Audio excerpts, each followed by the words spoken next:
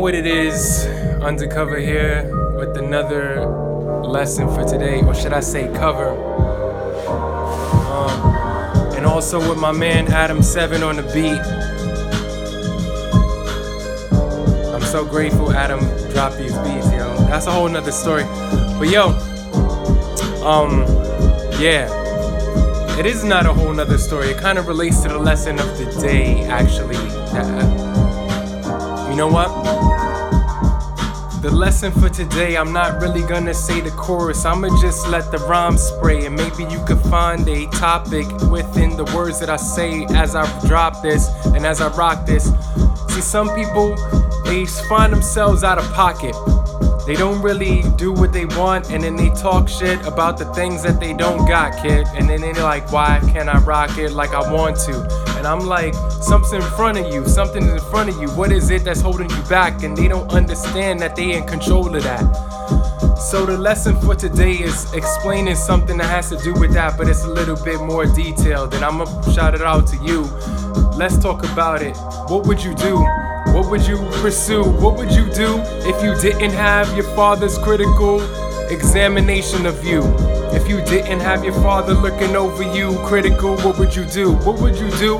What would you pursue if you didn't have your father's critical examination of you? What would you pursue? What would you pursue? What would you do? Yo, see, most of us have this fatherly figure over our mind, and it disfigures what we believe that we could do for ourselves. And you know what? We don't even reach for the top shelf because maybe somebody older than us said you can't reach it and you're too small. They was the father and they was real tall, and we thought about this message and was like, you know what? I'ma ignore every time I try to reach high because I have this big tall guy in my head saying I can't do it. And it lasts to you. I mean, it lasts through your whole life, and you don't pursue it. You don't pursue the things you want to do. And that's the lesson coming from me to you. So what would you if you didn't have this evil, critical voice inside of your head believing you? I mean, making you not believe what you could do. What would you do? What would you pursue if you didn't have your father's critical examination looming over you? You know that voice. And if it's not really your voice, you know, it's just a choice that you make to show that you're worthy to this thing that you created inside of your head.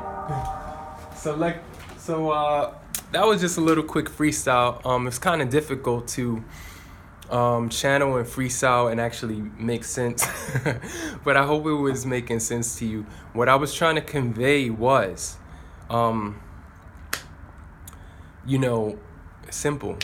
We all have this like authority figure, and it could be your father, it could be your mother, it could be Santa Claus, it could be Saturn, whatever you want to call this authority, this law that's like, this is how it goes, and I know more than you, so you can't really get beyond that, you know?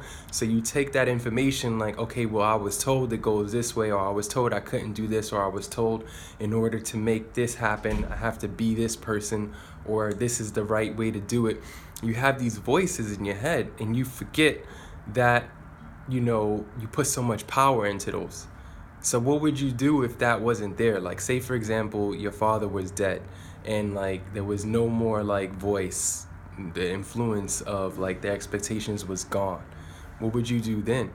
You know, I had to think about this for myself because my father did pass before I was born, so I didn't have like a dad to be critical of me, and I was just like able to be a sort of free thinking person, I guess, because I didn't have that. Of course, I had a mom, I had an older brother, I had other critical voices in my head, but I didn't have this, you know, now that I am a father, I didn't have this sort of suggested way of how to be a father passed down to me, so I thought.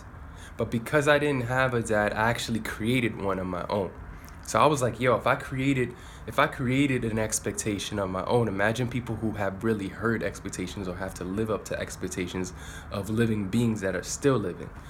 So it's a gem, you know, it's the lesson for today. And when I took this information into myself, I realized I uphold a lot of standards, a lot of righteousness based on, you know, how I want to be, how I want people to behave around me, you know, women, men, children, how I view myself into the world. I have this all created because of this vision of what it is to be a man and a community leader and a leader in general.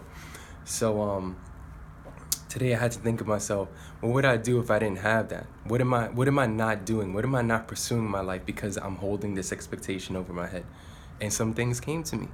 So I won't get more into it, I'll let you see what comes to you. So what would you do? Peace. That's the lesson for today. We out.